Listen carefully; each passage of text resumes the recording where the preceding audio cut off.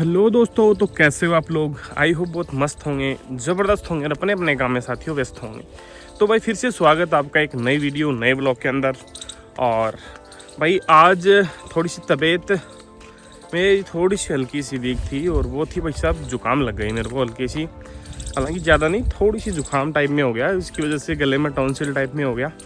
और मेरे को जुकाम इस तरीके की लगती है और जुकाम कई तरीके से लोगों को लगती है यार। आज इसी टॉपिक के ऊपर चलो बातचीत कर लेते हैं, क्योंकि जुकाम एक आम टॉपिक है। तो जुकाम कई तरीके से लगती है। एक तो लगती है कि बलगम जमा हो जाना, छाती में गले में बलगम जमा हो जाना, यानी कि एकदम से नाक बंद हो जाना, इस तरीके की चीज़ें। और दूसरी टाइप होती है पानी बहना, यानी कि नाक से पानी बहता है और छींकें आती है बार बार, तो इस तरीके की चीज़ें होती हैं। तो आज भाई चलो इसी टॉपिक के ऊपर बात कर लेते हैं, लेकिन उससे पहले एक बार मैं आपको मौसम ब्रीफ चेक करवाता हूँ। भाई बारिश नहीं आई है, लेकिन भाई मौसम इतना ठीक सा हो रखा है।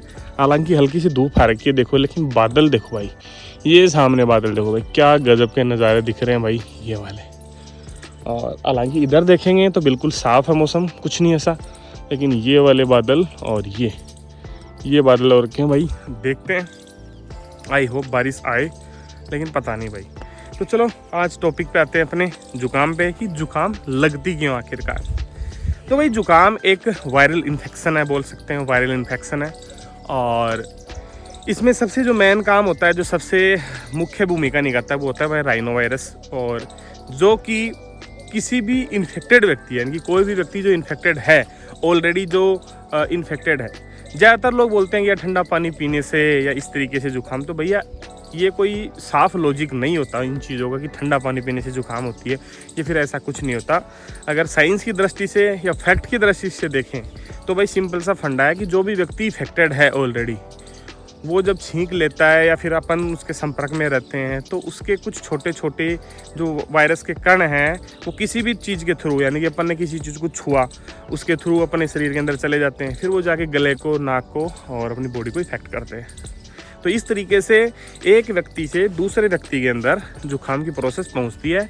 और एक अकेला राइनो वायरस नहीं, और भी कई तरीके के वायरस हैं जो इस तरीके के अंदर मतलब इफ़ेक्ट करते हैं। और शायद एक एडेनो वायरस करके है, और एक दो वायरस और हैं जो जुकाम के लिए, जुकाम की कैटेगरी के अंदर माने जाते हैं। मतलब जुकाम उन्हीं की वजह से होती है, उन्हीं के इफ़ेक्ट होने की वजह से होती है। तो भाई असल के अंदर किसी भी व्यक्ति से अपने को, मतलब छोटी छोटी बूंदों के रूप में या कैसे भी इफेक्टेड व्यक्ति से अपने पास में वो चीज़ें पहुंची, और फिर क्या करता है, फिर काम शुरू होता है भाई अपने इम्यून सिस्टम का। अब जिस व्यक्ति का इम्यून सिस्टम बहुत ही ज़्यादा पावरफुल है, मजबूत है, अब उसकी कोई इकाई नहीं है फिलहाल नेपने की, कोई सिस्टम ऐसा नहीं बना कि भाई किसी के इम्यून पावर को नेप सके। लेकिन सिंपल सा फंडा है, ज़्यादातर लोगों को ये होता है कि उसका इम्यून पावर इस तरीके से इफेक्ट करता है, इस तरीके से काम करता है कि ज़्यादातर लोगों को जुकाम होती नहीं है, या फिर होती है तो बहुत रेयर केस में होती है। और दूसरा होता है, कईयों का इम्यून पावर इतना कमज़ोर होता है कि थोड़े से भी इफेक्टेड हुए किसी भी चीज़ से तो उसको तुरंत जुकाम हो जाती है। तो कहीं ना कहीं बड़ा रोल एक तरीके से अपने इम्यून पावर का भी होता है। और जिस तरीके की बलगम आना होता है, छाती जाम होना होता है, या फिर छींके आना होता है, तो उसका भी कहीं ना कहीं कारण अपनी बॉडी का एक पार्ट है, और उस तरीके से काम करता है ताकि अपन जल्दी से ठीक हो जाएं। अब आप कहेंगे यार बलगम आना कौन सा, ये सच्चाई है भाई। आपका शरीर ही इस तरीके से रिएक्ट करता है कि आप जल्दी से जल्दी ठीक हो जाए। और आम तौर पर यह बोला जाता है जुकाम के लिए कि लगभग 6 से 7 दिन के अंदर आप कुछ भी ना भी करें, यानी कि सिर्फ और सिर्फ नॉर्मली बचाव भी करें, दवाइयाँ ना भी लें, तो भी आपकी 99% कंडीशन के अंदर आपकी जुकाम ऑटोमेटिक ठीक हो जाती है। लेकिन फिर भी अपन ज़्यादातर केसों के अंदर जल्दी ठीक होने के कारण वजह मान लो, या फिर जल्दी ठीक होने के कारण मान लो दवाइयाँ वगैरह लेते हैं, तो उस वजह से जल्दी ठीक हो भी जाते हैं। कई लोगों को 3 दिन इफेक्ट होता है, कई दिन 4 दिन इफेक्ट होता है, तो नॉर्मली वैसे भी हो जाते हैं ठीक। तो इस तरीके से जुकाम की एक प्रोसेस है जो इंसान को लगती है और ऑटोमेटिक ठीक भी हो जाती है। ज़्यादातर केस के अंदर जिसकी इम्यून पावर अच्छी है वो हो सकता है 1 दिन में 2 दिन में भी नॉर्मली ठीक हो जाते हैं। कई लोगों को भैया इम्यून पावर कम होने की वजह मान लो, या फिर और भी कई शरीर में वजहें होती हैं, उस वजह से वो ज़्यादा इफेक्टेड होते हैं, निमोनिया टाइप में बहुत ज़्यादा जाम हो जाता है सिस्टम। तो उस सिचुएशन के अंदर भैया डॉक्टर को दिखाना बेहतर होता है, और एक अच्छे डॉक्टर को दिखाना, फिजिशियन को दिखाना बेहतर होता है। तो उस सिचुएशन में आप अच्छी दवाइयाँ लेके और मतलब बाहर से चीज़ें लेके और जल्दी ठीक हो सकते हैं। तो ये कुछ जुकाम की प्रोसेस थी, मेरे को हल्की फुल्की लगी, तो सोचा चलो जो जानकारी है नॉर्मली वो आपके साथ में शेयर करी जाए भाई। और मैं प्रोफेशनली कोई डॉक्टर नहीं हूँ, लेकिन एक साइंस का स्टूडेंट रहा हूँ, तो कुछ चीज़ें पढ़ी थी मैंने और उसी के आधार पे ये चीज़ें बता पा रहा हूँ।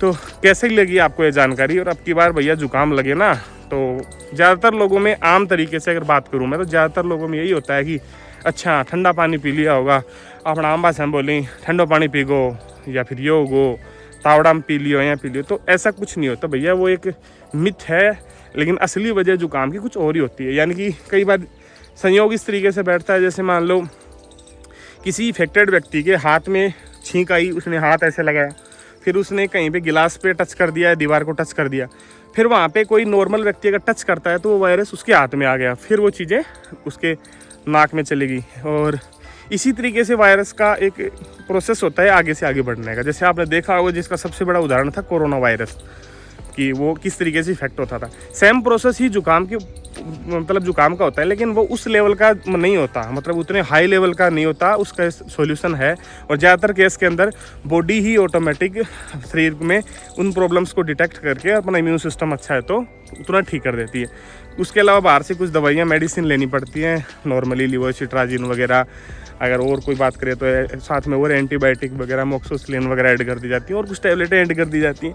तो वो भाई फिर उसको बाहर से ठीक करने के लिए कुछ चीज़ें करी जाती हैं। तो कुछ इस तरीके की चीज़ें होती है भाई, तो आगे से चलो ध्यान रखें। और आपको इस बारे में जानकारी थी कि नहीं थी, आप कमेंट बॉक्स में बता सकते हो। और आपको ये जानकारी कैसी लगी भाई, उसके बारे में भी आप कमेंट बॉक्स में बता सकते हो। ठीक है भाई, तो आज के लिए बस इतना ही। मिलते हैं कल नई वीडियो नए ब्लॉग के अंदर। अभी के लिए thank you, bye bye, tata, good evening.